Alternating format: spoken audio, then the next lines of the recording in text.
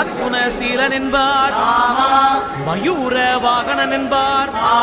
மருதமலை ஆண்டவன் என்பார், சென்னிமலை சுவாமி என்பார்,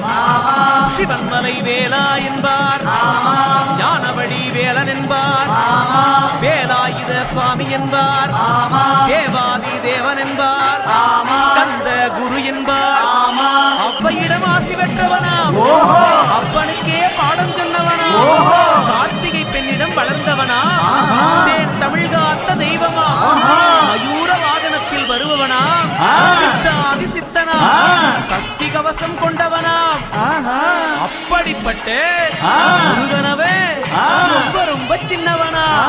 முருகன் சின்ன சின்ன